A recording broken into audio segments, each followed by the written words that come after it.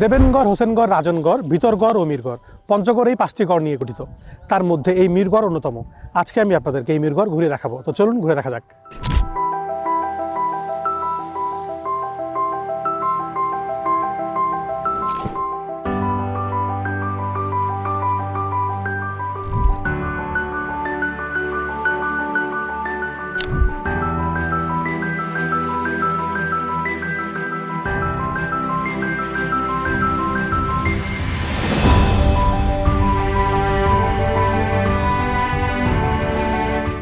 পঞ্চগড় জেলা শহর হতে 3 কিলোমিটার উত্তর পশ্চিমে ভারতের বর্ডার ঘেঁষে করতোয়া নদীর তীরে এই মিরগড়ের অবস্থান।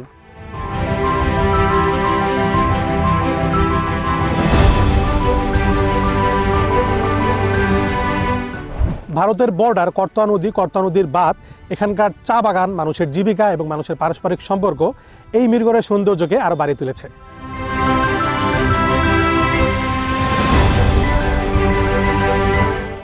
এই মিরগড়ের অন্যতম সৌন্দর্য হচ্ছে করতোয়া নদীর উপর তৈরি এই কাঠের ব্রিজটি। এই কাঠের ব্রিজ দিয়ে প্রতিদিন শত শত মানুষ মিরগড় থেকে কাজীপাড়ায় পার হয়। সাধারণত মিরগড় থেকে কাজীপাড়ার দূরত্ব 10 থেকে 12 কিলোমিটার, তবে এই ব্রিজটির কারণে সেই দূরত্ব কমে দাঁড়িয়েছে মাত্র 1 কিলোমিটারে।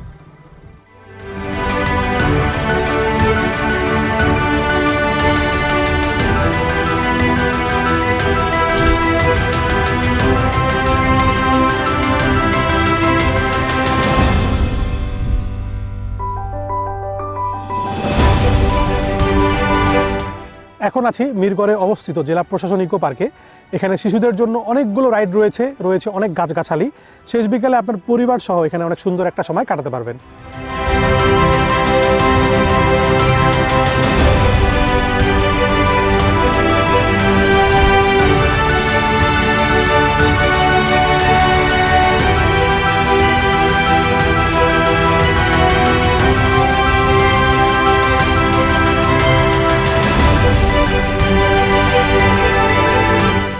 এই মিরগড়ে আসলেও আপনারা সমতল ভূমির চা বাগান দেখতে পারবেন।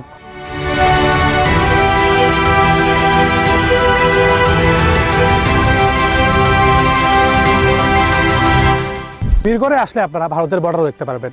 এই যে করতোয়া নদী রয়েছে, এই করতোয়া নদী মিরগড়ের বুক চেড়ে সরাসরি ভারতের ইসলামপুর জেলায় চলে গিয়েছে।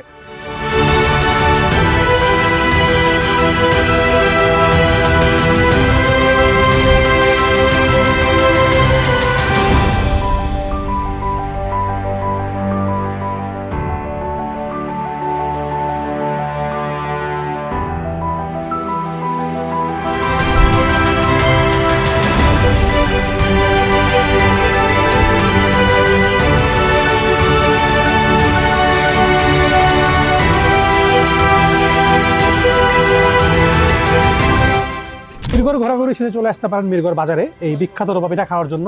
এই টোপা পিঠা শুধু পঞ্চগড়ের এই মিরগড় বাজারে পাওয়া যায়, বাংলাদেশের অন্য কোথাও পাওয়া যায় না। এটা 2 ধরনের হয়ে থাকে, একটা গুড়ের, একটা চিনির। তো আমি দুটোই ট্রাই করে দেখেছি, আমার কাছে গুড়েরটা বেশি ভালো লেগেছে।